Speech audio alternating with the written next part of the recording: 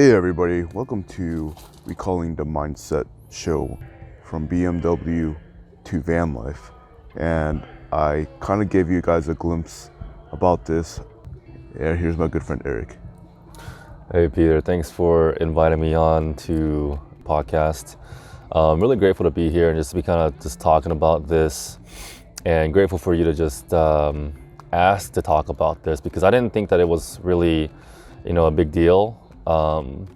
But I think that it might be interesting to find out a little bit more about, why I'm doing this and kind of even help me to process the whole transition from, before and after to van life. So happy to be here. The title itself, like from BMW to Vanlife, why would you choose that path? Like to just get rid of your BMW M4. I know you're going to get rid of it soon, and you're driving a Honda Odyssey, just a basic, just a minivan that most people, like families drive. So that's a big transition, bro.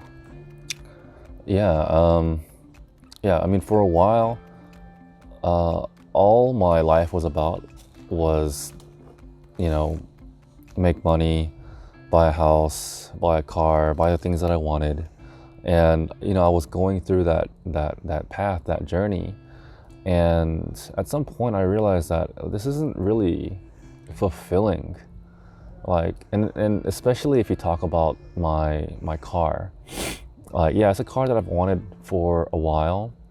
Like, it was like my realistic dream car. It wasn't like it wasn't like a Ferrari or whatever. Like, if I made some money, I could afford to buy it. But even almost at the start, like I got it and I felt great about it. But after a few weeks, I was like, man, this car is tiny. Like I'm 6'1", and like I can barely fit groceries in there. Like, and I like to buy like plants and things, and I can't fit my plants in my car. Like I can't buy like big, I can't fit a lot of like, those Costco paper towels and Costco like bulk toilet paper and things like that, especially when COVID hit and everyone was trying to buy up all these things like food and toilet paper and paper towels. Like, yeah, I was like, it was stressing me out driving such a small car, even though like it did give me a brief like moment of like satisfaction when I first got it. So yeah, I think it was a natural transition for me to transition from a small sports car to van life. I mean, that Vegas trip, that Grand Canyon trip really just opened my eyes to what van life and what living out on the road could be like. So do you think you'll ever like miss like your sports car after you get rid of it at some point in the future? Not at all. I think I was lucky enough to have experienced driving it, and so I know, I guess, the pros and cons of it now. And I think by this time, the cons far outweigh the pros. Mm-hmm. Like, yeah, my back hurts. Like I had to like scrunch in, like my head almost touched the ceiling. Like, and if I try to sit up tall and like have a good posture while I'm sitting, like heck no, like. It really just kind of limits me. It makes me feel small. Sounds like it. So it's causing you health problems. Yeah. And driving my van, I've had my van for about 2-3 weeks now, and it's a minivan, and so it's much bigger than my M4. And just driving it on the first day, I felt like, wow. I just feel so relaxed and stress-free and calm and peaceful, you know what I mean? Compared to driving the M4. Yeah, so I'm loving you it. don't have to worry about these cops that are just trying to give you a speed ticket. I don't think you'll ever pull over a van. That's true. A sports car. That's so true. And I have so much room. I can go to Home Depot, I can buy all this stuff, I can go to Walmart and just buy a bunch of stuff, whatever I need for camping, all my camping supplies. Like, I just feel, yeah, right at home with my van right now. Yeah, speaking of buying stuff, you've been buying a bunch of stuff for the van, man. Like, yeah, you bought like, what did you buy?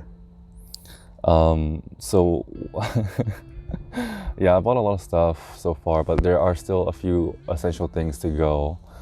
I bought a big battery pack. I bought a Delta Mini, EcoFlow Delta Mini recently. That was my biggest buy, although it's not the biggest as far as like physical size goes. It's probably the most essential thing that I have in my van right now. It supplies power to all my electronic devices, my laptop, my lights, my portable fridge that I also bought. Yeah, I bought this Booge RV 45 quart fridge, and I'm trying it out for the first time tonight actually while we're out camping in North Carolina. And yeah, it feels like a lot. I bought a lot of things, but I have so much room in my van now that like it doesn't feel cramped at all still. Yeah, and you've been testing it out too, like sleeping in it, and pretty comfortable, I would say.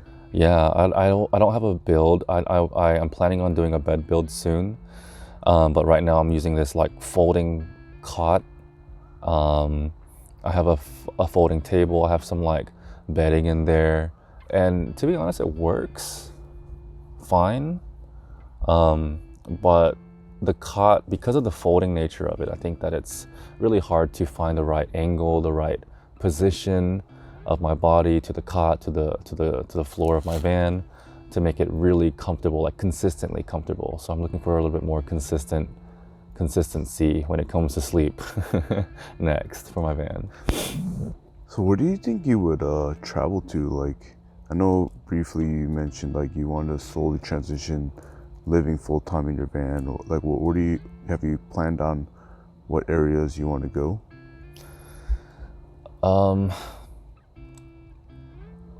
The America is pretty big. The United States is like super huge, but I really have a heart for Colorado. I don't know what it is about Colorado. Just everywhere you go, you just see like these beautiful mountains, and like the hiking is amazing there. The food is amazing there. The atmosphere, even the altitude. I feel like I'm just getting healthier there the longer I stay. So yeah, Colorado and probably Arizona are gonna be my two hot spots that I really want to go to on my first trips in my van. I'm Okay. sorry, I mean I grew up in the East Coast, like the Southeast. I grew up in Georgia, but I'm kind of, I don't want to say that I'm sick of the East Coast like landscape, but like so far in the Southeast, all the trees, all the mountains are kind of looking similar right now, and I do want a change of scenery. Great. And for people that don't know, so how are you, like, financial wise, how do you think you're able to like, because I know what you do, but for the honest listen to this, like, they would ask like, so Eric, how are you able to do van life? Like, how do you make money? Yeah, so I know a lot of people thought that, maybe still think that COVID was like, one of the worst things that happened to them in recent times.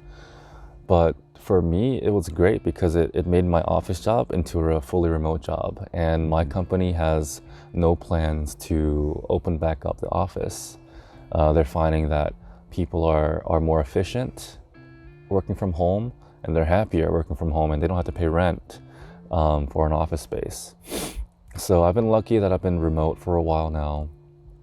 And my job, without getting too much into it, I'm in the mortgage industry. I work in wholesale loans, and I can just do everything from my computer and on my phone, as long as I have cell service and internet.